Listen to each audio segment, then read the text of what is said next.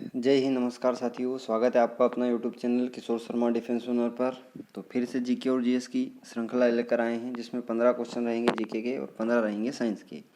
जैसा कि आपको स्क्रीन पर दिख ही रहा है, पहला क्वेश्चन चार क्वेश्चन मतलब सारे क्वेश्चन ऑब्जेक्टिव टाइप रहेंगे, 4 ऑब्जेक्टिव रहेंगे और आपको यहाँ पर राइट आंसर बताया जाएगा। तो जल्दी से बिना देरी करे करते हैं, और जो कि इंडियन आर्मी के हिसाब से बहुत ही हेल्पफुल क्लास आपके लिए होने वाली है।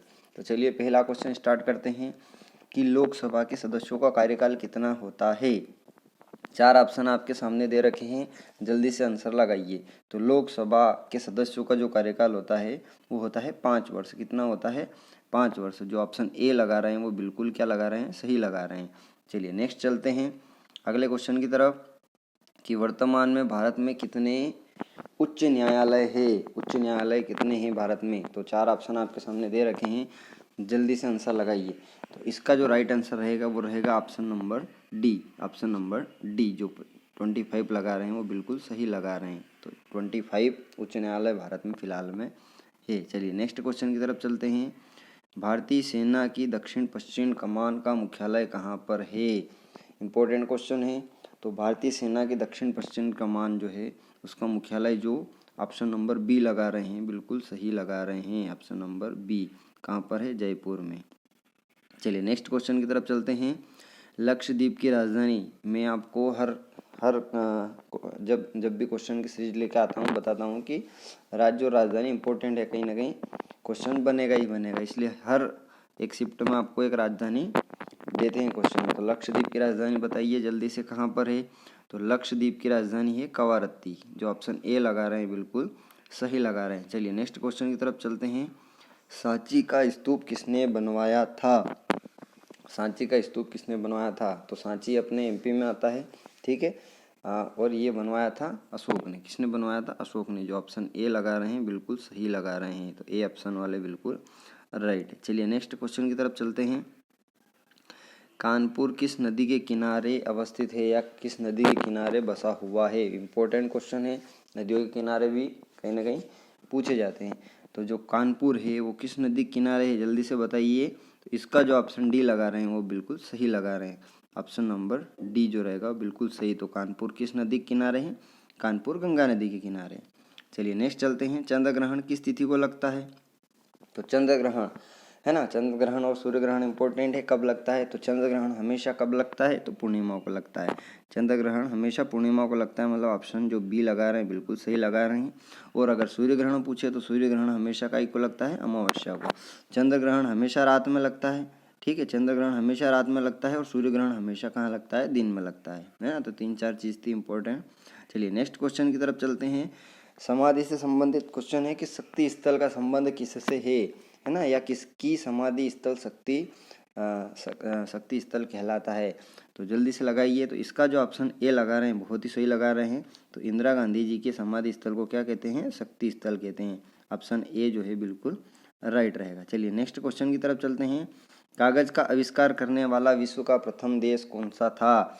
कागज का आविष्कार करने वाला विश्व का प्रथम देश कौन सा था? जल्दी से आंसर बताइए। तो इसका जो राइट आंसर रहेगा वो रहेगा सी। कौन रहेगा? सी, मतलब चाइना। चाइना ने कागज का आविष्कार सबसे पहले किया था। चलिए नेक्स्ट क्वेश्चन की तरफ चलते हैं। संविधान की किस अनुसूची में 22 भाषाओं का उल्लेख है ना? तो संविधान में 22 भाषाओं का उल्लेख किस अनुसूची में है ये आपको बताना है। 22 भाषाएं जो मान्य की गई थी। तो इसका जो राइट आंसर है वो है 8वीं अनुसूची, है ना। ऑप्शन जो बी लगा रहे हैं, ऑप्शन जो बी लगा रहे हैं वो बिल्कुल सही लगा रहे हैं। तो 8वीं अनुसूची में 22 भाषाओं का उल्लेख किया गया है। चलिए नेक्स्ट क्वेश्चन की तरफ चलते हैं कि निम्न में से कौन सा ग्रह सूर्य से सबसे दूर स्थित है? सूर्य के सबसे दूर स्थित, तो देखिए ऑप्शन अरुण, शुक्र, बृहस्पति या वरुण। तो जो ऑप्शन डी लगा रहे हैं बिल्कुल सही लगा रहे हैं। ऑप्शन डी जो लगा रहे हैं वो बिल्कुल सही, वरुण, या इसको क्या बोलते हैं?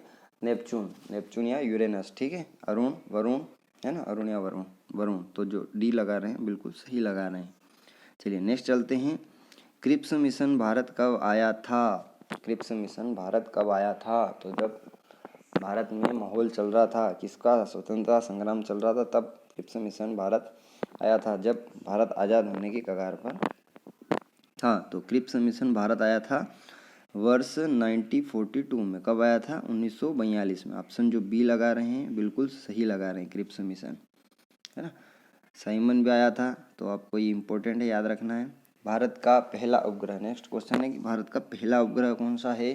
तो जल्दी से 4 ऑप्शन दे रखे हैं, बताइए। तो भारत का पहला उपग्रह जो था वो था आर्यभट्ट। क्या था? आर्यभट्ट। जो ऑप्शन ए लगा रहे हैं बिल्कुल सही लगा रहे हैं।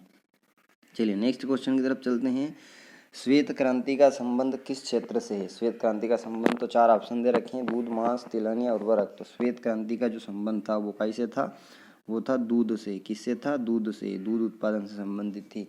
और श्वेत क्रांति के जनक अगर पूछें तो कौन थे? तो श्वेत क्रांति के जनक थे वर्गीस कुरियन। क्या थे?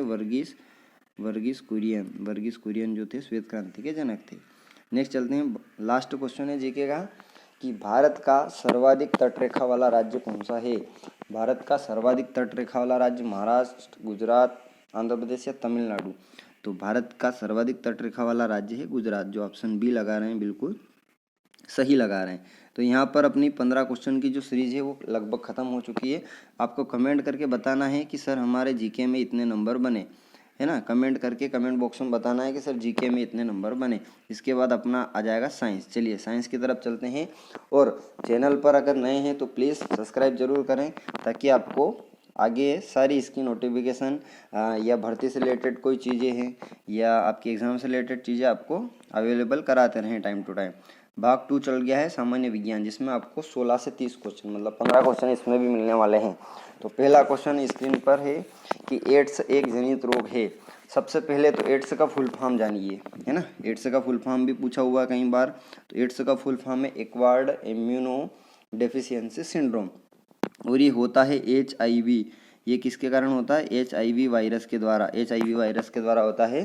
तो इसका जो ऑप्शन रहेगा वो ऑप्शन रहेगा सी, कि ये विषाणु जनित रोग है और इसके वायरस का नाम है HIV, जिसका फुल फॉर्म है ह्यूमन इम्यूनो वायरस। तो ये भी पूछा जाता है, ठीक है। तो एड्स कैसा रोग है? विषाणु जनित रोग है। रोग से रिलेटेड चीज़ें पूछी जाएगी।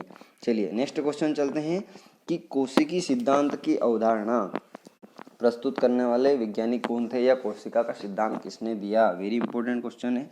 तो कोशिका का सिद्धांत दिया था स्लाइडेन एवं स्वान ने। किसने दिया था? स्लाइडेन एवं स्वान ने। जो ऑप्शन सी लगा रहे हैं बिल्कुल सही लगा रहे हैं। चलिए नेक्स्ट क्वेश्चन की तरफ चलते हैं। किस विटामिन का रासायनिक नाम साइनोकोबालमिन है? हर बार चिल्ला कर बताता हूँ, विटामिन बहुत इंपॉर्टेंट है। विटामिन और मानव रोग, इससे क्वेश्चन बनना तय है। तो साइनोकोबालमिन किस विटामिन का नाम है? जल्दी से बताइए। तो ये है विटामिन B12 का जो रासायनिक नाम है वो क्या है? साइनोकोबालमिन। तो ऑप्शन जो डी लगा रहे हैं वो बिल्कुल सही लगा रहे हैं। चलिए नेक्स्ट क्वेश्चन की तरफ चलते हैं कि कोशिका का अध्ययन करने वाली विज्ञान की शाखा क्या कहलाती है, या कोशिका का अध्ययन क्या कहलाता है? तो कोशिका का अध्ययन जल्दी से बताइए क्या कहलाता है? तो कोशिका का अध्ययन कहलाता है साइटोलॉजी। ऑप्शन जो डी लगा रहे हैं बिल्कुल सही लगा रहे हैं। पोमोलॉजी जो है, पोमोलॉजी में फलों का अध्ययन किया जाता है। किसका किया जाता है? फलों का, ठीक है।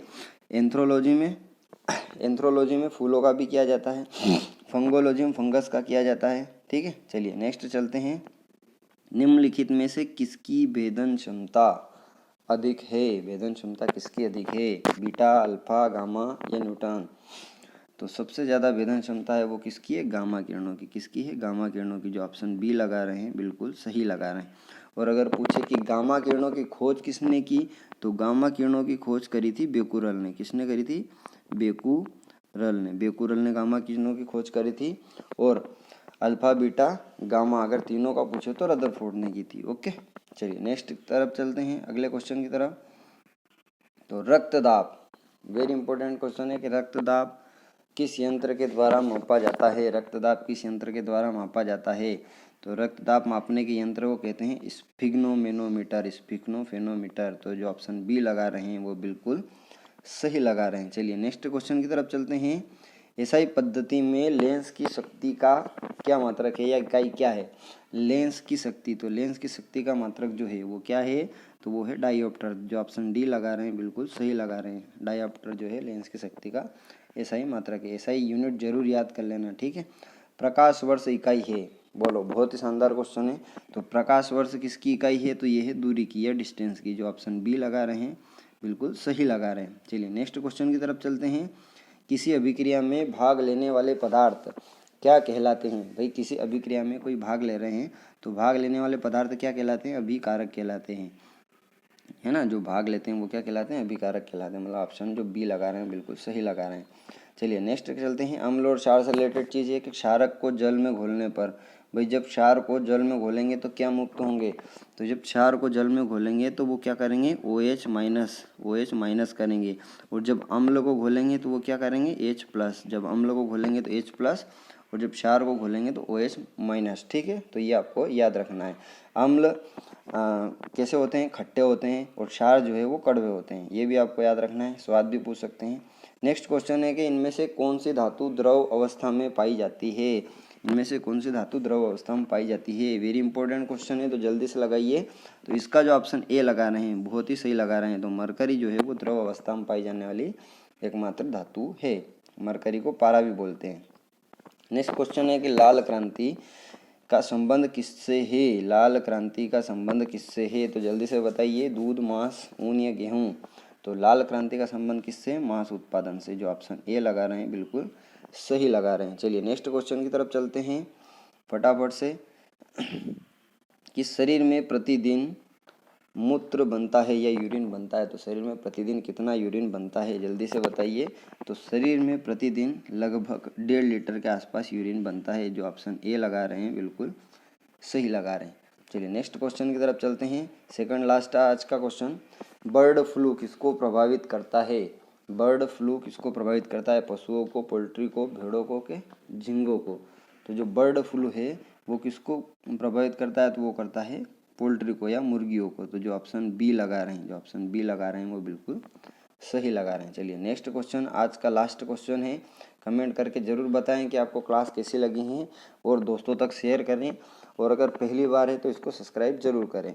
मधुमक्खी का पालन क्या कहलाता है? तो मधुमक्खी का पालन क्या कहलाता है? तो ये कहलाता है एपीकल्चर। एपीकल्चर ऑप्शन जो बी लगा रहे हैं बिल्कुल सही लगा रहे हैं।